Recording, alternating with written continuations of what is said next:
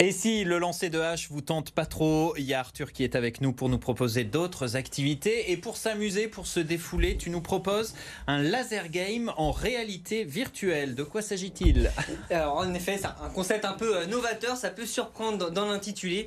Tu connais, je suppose, Léo, le laser game, dont le but du jeu est de tirer un maximum de fois sur ses adversaires sans se faire toucher. Avec un pistolet laser. Avec un pistolet laser, exactement. Le tout dans le noir, dans un plateau avec des murs, des cachettes, des impasses, donc c'est assez marrant à faire en groupe. Et bien le laser game en réalité virtuelle, c'est la même chose, le même principe, il faut tirer sur des adversaires, toujours avec des pistolets laser, mais avec la réalité virtuelle, on change de monde, on enfile des lunettes, et grâce à elle, il y a plusieurs cartes qui vont s'offrir à nous.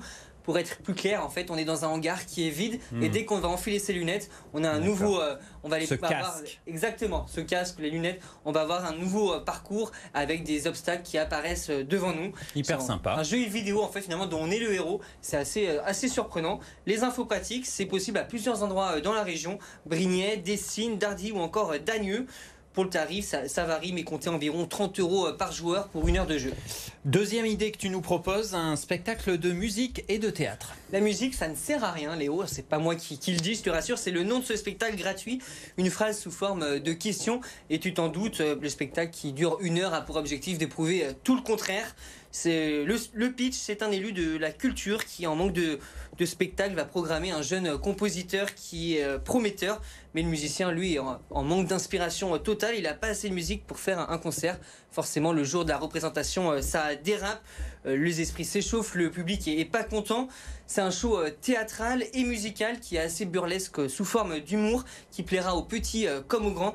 Et forcément, derrière, il y a toujours cette question du rôle de la musique. À quoi sert la musique ? Les infos pratiques, c'est un spectacle donc qui est gratuit, qui se passe en extérieur. C'est de 18h30 à 19h30. C'est jeudi 11 août au Parc Blandan et le vendredi 12 août à la place des Célestins, dans le 2e. Et puis, une idée de balade sur les bords de Saône. Si on a envie tout simplement de se promener un petit peu, c'est les vacances en famille, tout seul, prendre l'air frais. Et pour ça, on peut aller direction Fontaine-sur-Saône. On se gare devant l'église où on s'y rend en bus, en transport en commun. Et de là, direction Couzon-Mont-d'Or, 2 km à peu près de promenade à pied en bord de Saône. On rejoint un espace herboré au bord de la Saône, on l'a dit, avec des guinguettes, des restaurants dans lesquels on peut se restaurer. Il y a également des grandes parcelles d'herbe dans lesquelles on peut pique-niquer tout simplement avec une vue sur les Monts d'Or et sur la carrière de Couzon.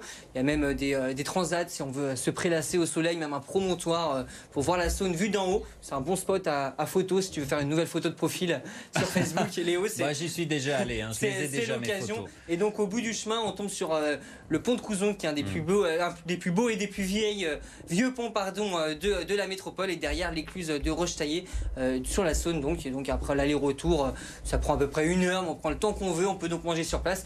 Les infos pratiques, on l'a dit, donc c'est à Rochetaillé, c'est accessible en bus, restauration sur place possible, et on peut louer aussi, je ne l'ai pas dit, mais des bateaux sans permis, du canoë, du paddle pour en faire sur la Saône. En fait, on peut même y passer toute l'après-midi. C'est l'un des spots pour aller se balader et faire bronzette dans la région lyonnaise. Merci Arthur pour toutes ces idées. On termine ce MAC de l'été avec une visite de l'un des musées emblématiques de Lyon, le musée des Confluences, qui enregistre, figurez-vous, un record de fréquentation cet été. 55 000 visiteurs le mois dernier. Reportage de Victoria Solano. Linda est venue en famille avec sa sœur et ses enfants visiter le musée des Confluences. Originaire de Lyon, ce n'est pas leur première fois au musée. C'est vrai qu'il y a souvent des expositions temporaires intéressantes pour les enfants, un peu ludiques. Donc du coup, on revient quand on peut. On est arrivé tôt ce matin en fait. C'est qu'une fois qu'on est là-dedans, on est happé par les expos et on reste plus longtemps qu'on avait prévu. L'exposition sur les oiseaux, c'était celle sur les oiseaux, oui. Oui, c'est vrai qu'il y a vraiment beaucoup de monde. Pour cette professeure d'SVT, même pendant les vacances, on continue de transmettre aux enfants. Et quand on leur demande si le musée leur plaît... C'est bien. C'est bien, ouais. Chips. Les oiseaux et les Indiens et la magie. Ici, la température est d'environ 20 degrés pour conserver les objets. Un bon moyen de se rafraîchir pendant les fortes chaleurs. Ça fait vraiment du bien de visiter dans un endroit frais avec la clim.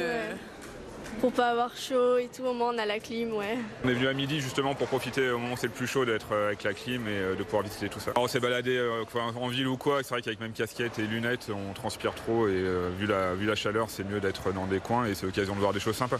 L'histoire naturelle ça plaît toujours et c'est plutôt joli. Au mois de juillet, le musée des Confluences a enregistré un chiffre record en termes de fréquentation depuis l'ouverture en 2014. Le mois de juillet 2022 est un excellent mois avec 55 000 visiteurs qui fait une augmentation de plus de 20% par rapport à 2019. On a un public très familial qui est revenu en masse et puis on retrouve les touristes. On a une fréquentation étrangère importante sur le mois de juillet mais qui se densifie encore au mois d'août. 4 expositions temporaires sont actuellement proposées au musée des Confluences. Celle sur la piste des Sioux fermera le 28 août.